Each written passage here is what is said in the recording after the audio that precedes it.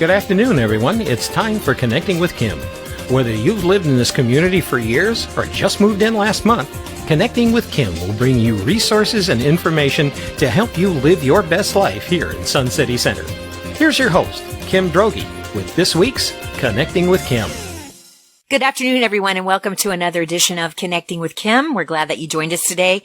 We have in the chair today a returning guest, Mr. Chris Boles, who is the treasurer of the International Association of Firefighters, Local 2294. Welcome back, Chris. Glad to be back once again. I love being down here with you. It's so great to have you. So those of you who've been listening to Connecting with Kim know that we've been conducting a series of interviews with Chris, where we started with what happens when you dial 911 and someone from the local fire station, one of the crews, responds to whatever your situation is. And then we talked about what does the International Association of Firefighters Union, what does it do for the firefighters in Hillsborough County?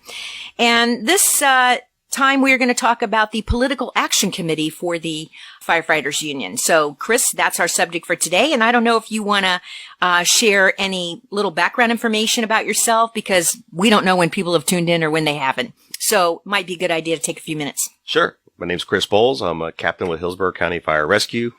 I work out at Lutz Fire Station. I have been on the job over 25 years.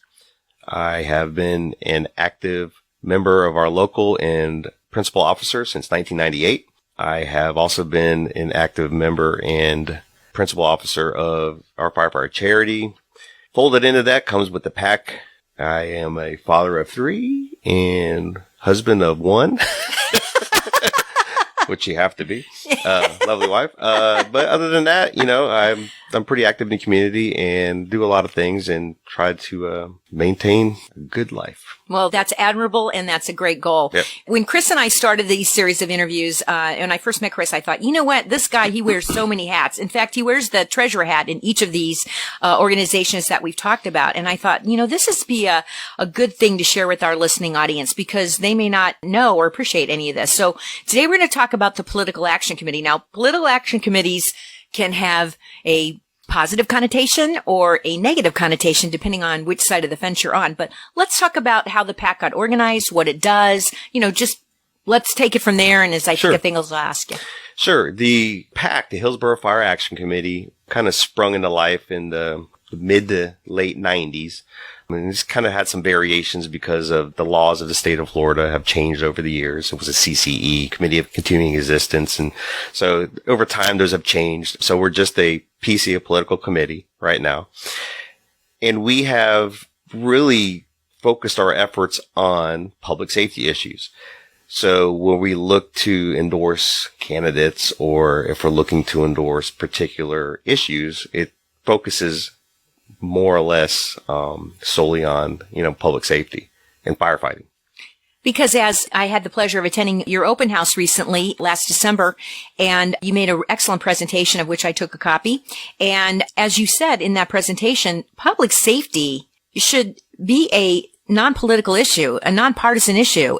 We should all be in that boat together of ensuring public safety. Correct. And I think I kind of joked around in that presentation that no one asked for a voting card. What's your registration before we respond? Registration when we respond. You know, we don't care if you're Democrat, Republican, Independent, or Green Party. It doesn't matter. We go because we get the call, and that's our job. Right. And yeah, in some way, much like in the military, in some regards, you know, no one ever really looks at, you know, oh, the military should be a Republican or a Democratic thing. You know, to some degree, maybe some of the funding, but it's for safety purposes, the safety of our country. The safety of our community is also based on that. And that's why when we're looking to support issues or, you know, further different issues, whether it's for firefighting, you know, essential public safety issues, or even getting on board with the sheriff on some of his issues, just making sure that we can do that in a manner that suits our purpose and also promotes better health and safety for all the citizens of Hillsborough County. But that's not to say that you don't, in fact, the political committee endorse certain candidates for certain offices. No. We stay out of federal stuff. Right. One, we're prohibited by law from doing any federal campaign activity because we're a state political action committee. But we do support legislators at the state level in Tallahassee, but mostly our focus is on people here in Hillsborough County, our commissioners. And we do get involved in some judge races and some of the school board races because, again, all those loosely affect some of the issues that we look at. But it's really, there's commissioners who come before us or who are there who, again, look at the big picture of public safety and how we can move the bar forward, not just kind of, staying stagnant and, trying to find those issues where we can, find some crossover, whether it's Democratic or Republican. Some common ground. Right. Because again, no one really cares. No, nobody, when you dial 911, none of that stuff it's comes into it. It's not about politics. It's like, I need help. Exactly. And I need it now. And you understand, when you want it now. You've had I had a recent experience. Where I wanted help and I wanted it right now. Exactly. And no one was asking for what political party you were affiliated with. And it shouldn't be that way. No, it shouldn't. But let me ask you, usually committees or efforts get started for a reason. You said this got started in the late 90s. So I'm like thinking, well, what was going on or what was happening that you all felt, hey, we need to start something to advocate our issues for ourselves. What was going on? Well, looking back, some of the leaders back then that were leading the local were involved in Tallahassee as well on a state level. So the state has what's called the Florida Professional Firefighters, which is kind of the lobbying group for Tallahassee. So we're a member of FPF, to shorten it up. And the FPF basically says, we're going to do a cancer bill. We're going to, kind of legislate that, or we're going to look at FRS issues, for the Florida retirement system. Really large global that would affect many, many firefighters across the state. There's, off the top of my head, and I may get this wrong, but it's 29,000 firefighters belong to the FPF, through their unions out there. So that's a big block of people that can vote. Right. Who have family. Right. Who can vote most likely, and then who have friends who can vote. So, you can kind of spread that out, 25,000, maybe turn into 100,000. Right. Grow exponentially. Right. In any particular area. So the impetus for all that came from those issues that were kind of springing up in Tallahassee and then kind of bringing that back home and saying, hey, maybe we can do these same things here. And what's the best way to do that? And henceforth, the Hillsborough Fire Action Committee sprung forward and where we were able to support our local candidates. And, unfortunately, I heard this saying a long time ago, it seems like a long time ago, 99. And it was from a political leader who said that money is the mother's milk of politics, which I always thought was kind of an interesting thing to say. But unfortunately, that's the case because it is the case. Money drives politics. Exactly. And one of the ways that you can help support candidates who support your issues, whatever those are, is to provide financial support. And the best way for us to do that was through Fire Action Committee. And that's, kind of where all that kind of sprung from. Well, we shouldn't shy away from stating, what is reality or the obvious. Money pretty much drives everything in our society. And whether that's right or wrong is a different issue and subject to another debate. But it is the reality, and we all have to live with that and then figure out what's the best way to work in the system to help ourselves. Because again, when you're advocating for public safety issues, that's what you should be advocating for. If you're just joining me now, my guest in the chair is Chris Boles, who is with the International Association of Firefighters, which is the local union here in Hillsborough County. And we're talking about the Political Action Committee for the firefighters. So tell me the kind of things you've been involved with in the past and maybe some things that you're anticipating.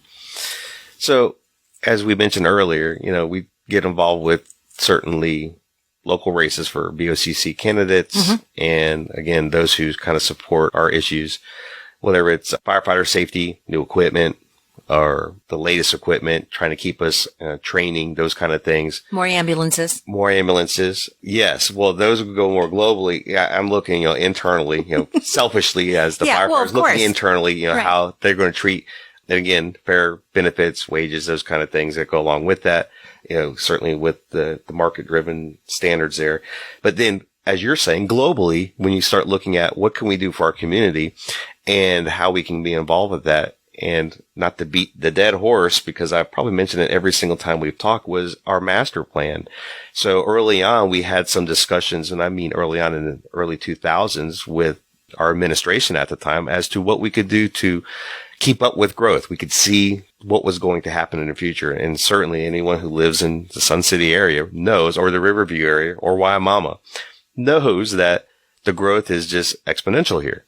And it's just going. But how do we keep up with that? Whether it's streets, crosswalks, right. Greenways, or fire stations, we need to kind of keep up with those. So this master plan, focuses on the fire rescue part, which adds stations, fire trucks, ambulances to try to keep up with the potential calls that are happening.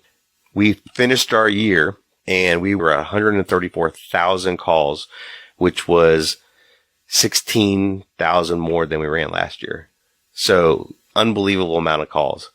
And we just think that there's no stopping that going. Well, of course there's no stopping it because they're building communities like crazy down here. They keep building. And so. And not even in our community where there's open land and open spaces. You go look in Brandon. If there's an available piece of land, they're putting an apartment building on it or a condo on it. So and now you're increasing, and they're going up. So now you're increasing the density per square foot of absolutely the community, right? Yeah, absolutely. Absolutely. At least here you have pasture land and yes, like you said, still a little bit left, some nice open spaces, but absolutely. And again, we're currently 22 stations behind the ball.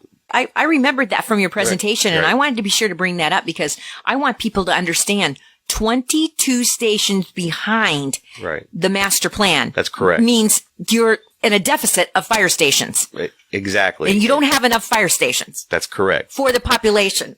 Absolutely. And along with fire stations goes ambulances. Exactly. So every new fire station that we are building now, there is a plan to put an ambulance in there as well. So going back to the very first show we talked about, you get a fire station, you get a fire truck. Why do we get a fire truck? Because all of our fire trucks have paramedics on them. Right. The ambulance transports you with the paramedic as well. So it continues that level of care, but you get that good care right off the bat. Right off the bat. So getting, increasing that level of care only comes with adding more stations because you don't want those deficits in those areas where if station X and Y are out, Z's coming from that much farther away. Right. So, and time is everything. I mean, minutes do count. If somebody's having a fatal incident. Absolutely. Minutes count. If I can, I'm going to plug the website that you're talking about. There's a Station Saves Lives. All together, one word, stationsavelives.com. And that actually kind of highlights the issues that we're looking at and having here. And that's supported by the PAC and all those things because again, our PAC is totally involved with this and our locals totally involved with this and getting this message out because we need to, make the community aware of that.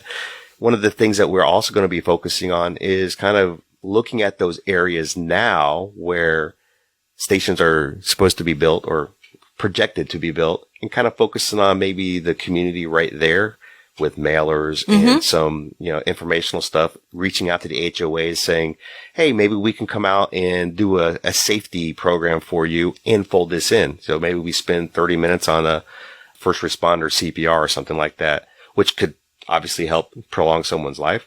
But then also say, by the way, did you know that the calls in your areas have increased by 20%? Did you know that the response times in your areas are still at 9 minutes? Whatever they may be. Right. And we're looking for a 5-minute response. And the only way we can do that is by having the citizens contact their commissioners in those areas, Well, nothing sharpens your focus and your senses quite like having an emergency where you are the one dialing 911 and you are depending on what's going to happen after that point. Community outreach, in my opinion, is never a losing game. It's always a positive thing. And the more you reach out to local communities and you share those statistics with them, the more you'll begin to sharpen their focus and their attention. Because you're right. It's all about whether there's funding and where the money's going. Right. And the county commission is charged with, figuring out where's all the money going. It's a big job for them, though. I mean, the budget is huge. The sheriff's budget and fire rescue are the largest chunks of our unincorporated, that get the money from the unincorporated funds. Out of that, where do they, now they got to divvy it up to the parks and rec and dog parks and, all the other craziness that's out there. And talking to one of the, our local leaders, and they were saying if we got rid of X, one of the departments, you never even notice it because it's such a small chunk of the pie. But obviously we'd miss the services that were provided. So we're all fighting for the same dollar. We're all fighting for the food in the trough there and trying to figure out who's going to get it. And we have to weigh some of those things that are there where it's, do we do this or that? Where do you get the biggest bang for your buck? Right. And that should really be the criteria, in my opinion, besides the nice stuff to have.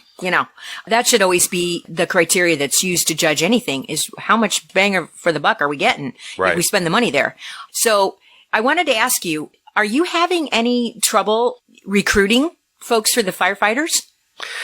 Are you having, because we keep hearing about, staff shortages here and there and everywhere. Well, that's interesting as well. So with the staff shortages, there is a lot of mandatory overtime right now. So our pool for firefighters, I think there are people, it's probably less than it has in the past. I know at some point, if you go back 10 years, we had probably 900 applicants at one time. It was crazy. You couldn't go deep enough in to get what you wanted. Now that the pool has shrunk quite a bit, and that may be because people have just a different idea about maybe what the job entails. Maybe they're a little hesitant because of the pandemic. You have those issues. And the people who are coming on, we're looking for more so not just for firefighters, but having a dual role, a firefighter and paramedic, get more bang for your buck. And that will allow us to utilize them quicker and help any of those staffing shortages that may be out there. So we're definitely looking for people who are interested in coming to work for us. Hillsborough County is one of the best places to work. Been here 25 years. I love it. There you go, folks. You heard it here. Well, we're just about out of time, so I wanted to ask you if there's anything additional you want to share with our listeners about the Political Action Committee or any other thing you want to plug quick. Oh, sure. Well, again, there's probably 2 websites if you're interested in knowing a little bit about what the Hillsborough Fire Action Committee does. It's Hillsborough Fire PAC, PAC.com, and StationSaveLives.com. Those two websites have a lot of information and should be able to provide your listeners with some information that they can take with them and share with their friends and family. Great. Thank you so much, Chris, for being our guest today. My guest today was Chris Boles, who is the treasurer for the International Association of Firefighters, Local 2294 here in Hillsborough County. He also wears many hats, the treasurer hat and many other parts of the organization, and we've been exploring that in a series of interviews, and we will be doing one more after this when we talk about the charity that the firefighters are involved in. So thank you for joining us today. In the meantime, come back next week and stay safe. Join us at the same time next week when Kim Droege will once again bring you important information to help you live your best life here in Sun City Center. You'll be informed and up to date when you spend some time connecting with Kim, right here on your community radio station, Sun Radio, 96.3 FM and WSCQFM.com.